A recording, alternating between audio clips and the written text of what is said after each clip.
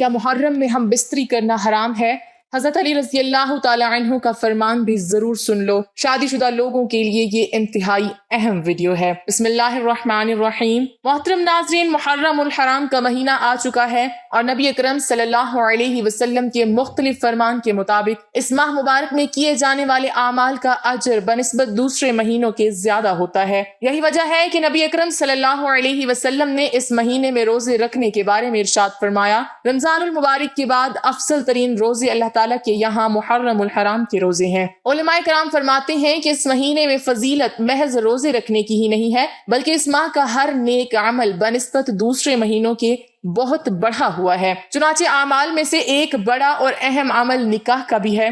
معاشرے میں ماہ محرم الحرام سے متعلق کچھ ایسا تصور اور رجحان عام ہو چکا ہے کہ اس مہینے میں نکاح نہیں کرنا چاہیے، حالانکہ شریعت میں ایسا کچھ نہیں ہے۔ محرم الحرام کے مہینے میں نکاح کرنے میں کوئی رکاوٹ نہیں، دوسرے مہینوں کی طرح اس ماہ مبارک میں بھی نکاح کرنا درست اور جائز ہے، بلکہ اس ماہ میں نکاح نہ کرنے کی رسم کو ختم کرنے کے لیے نکاح کرنا ثواب کا کام ہوگا۔ اگر اس ماہ مبارک میں شہادتوں کی وجہ سے اس کو غم اور سوگ کا مہینہ قرار دے کر نکاح سے اعتراض کیا جائے تو سال بھر میں کوئی مہینہ ایسا نہیں جس میں کسی عظیم شخصیت کی شہادت کا واقعہ پیش نہ آیا ہو، اور اس بنا پر تمام مہینوں میں نکاح سے اعتراض ناممکن بات ہے۔ اس لیے محرم الحرام میں بھی نکاح کرنا عام مہینوں کی طرح جائز ہے۔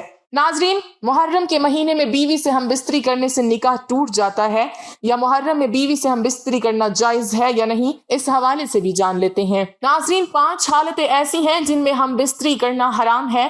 اب جب یہ 5 حالتیں بیان کی جائیں گی تو آپ کو محرم کے بارے میں بھی جواب مل جائے گا کہ محرم میں ہم بستری کرنا جائز ہے یا نہیں ہے۔ نمبر 1، جب عورت حالت حیض میں ہو تو بیوی سے ہم بستری کرنا حرام ہے۔ حالت حیض یعنی جو عورت کے ہر ماہ کے مخصوص ایام ماہواری کے ہوتے ہیں، جن کی مدت 7 دن ہے اور زیادہ سے زیادہ 10 دن ہے، تو اس دوران ہم بستری کرنا حرام ہے۔ نمبر 2، جب عورت حالت نفاس میں ہو۔ نفاس اس خون کو کہتے ہیں جو بچہ پیدا ہونے کے بعد خون آتا ہے، جس کی مدت زیادہ سے زیادہ 40 دن ہے۔ جب خون ختم ہو جائے، رک جائے، تو نفاس ختم ہو گیا اور اس کے بعد ہم بستری ہو سکتی ہے، تو یعنی حالت نفاس میں ہم بستری کرنا حرام ہے۔ نمبر 3، روزے کی حالت میں ہم بستری کرنا حرام ہے، مرد عورت دونوں کے لیے، چاہے مرد روزے کی حالت میں ہو یا چاہے عورت روزے کی حالت میں ہو تو ہم بستری کرنا حرام ہے۔ نمبر 4، اعتکاف کی حالت میں، چاہے مرد اعتکاف میں بیٹھا ہو چاہے عورت اعتکاف میں بیٹھی ہو تو ہم بستری نہیں کر سکتے۔ نمبر 5، احرام کی حالت میں، چاہے حج کا احرام ہو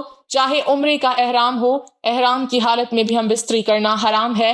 ان 5 حالتوں کے علاوہ کوئی حالت ایسی نہیں ہے جس میں شرعاً ہم بستری کرنے کی ممانعت ہو، تو محرم میں ہم بستری کرنا بالکل جائز ہے، حلال ہے، حرام نہیں ہے، اور نہ ہی اس سے کوئی نکاح ٹوٹ جاتا ہے۔ ایسا کوئی شرعاً حکم نہیں ہے کہ بیوی کو الگ کر دے اور محرم میں ہم بستری نہ کریں، شرعی طور پر اس میں کوئی روک ٹوک نہیں ہے۔ علماء کرام اس بارے میں کیا فرماتے ہیں کہ محرم الحرام میں میاں بیوی ہم بستری کر سکتے ہیں یا نہیں، اور کن کن دنوں میں ہم بستری کرنا منع ہے۔ محرم الحرام میں ہم بستری کرنا بلا عذر جائز اور درست ہے، کیونکہ امام احمد رضا رحمۃ اللہ علیہ تحریر فرماتے ہیں ماہ محرم میں نکاح کرنا جائز و درست ہے، نکاح کسی مہینے میں منع نہیں۔ لہٰذا ثابت ہو گیا کہ جس طرح نکاح کسی بھی مہینے میں منع نہیں ہے، اسی طرح ہم بستری کرنا بھی کسی بھی مہینے میں منع نہیں، چاہے وہ محرم الحرام کا مہینہ ہو یا کوئی اور مہینہ ہو۔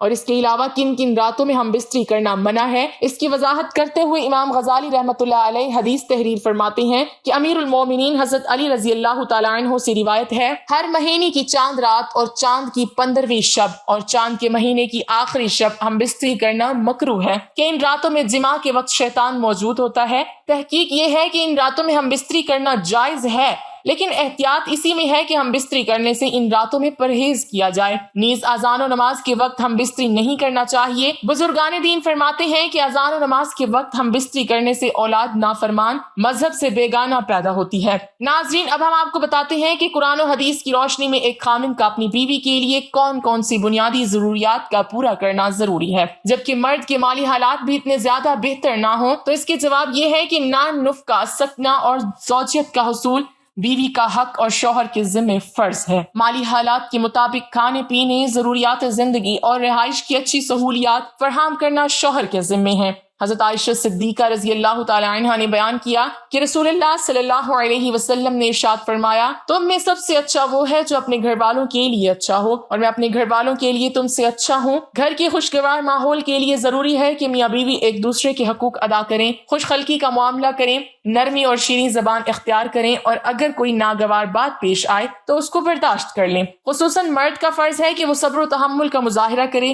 عورت فطرتاً کمزور اور جذباتی ہوتی ہے، اس کی کمزوری کی رعایت کریں۔ رسول اکرم صلی اللہ علیہ وسلم نے خطبہ حجۃ الوداع میں عورتوں کے بارے میں خصوصی تاکید اور وصیت فرمائی۔ اس کا لحاظ رکھیں، اگر شوہر کے مالی حالات کمزور ہوں تو بیوی کا فرض ہے کہ اس کے ساتھ تعاون کرے اور ٹھاٹ باٹ کی بجائے سادہ زندگی اختیار کرے۔ سب سے بہترین مسلمان وہ ہے جو اپنی بیوی کے ساتھ حسن سلوک کرے۔ اللہ تعالی ہم سب کو دین حق پر چلنے کی توفیق عطا فرمائے، اور ہم سب کو اپنی بیویوں کے ساتھ حسن سلوک سے پیش آنے کی توفیق عطا فرمائے۔ ہم سب کا خاتمہ ایمان پر فرمائے، ہماری کمی بیشی معاف فرمائے، آمین۔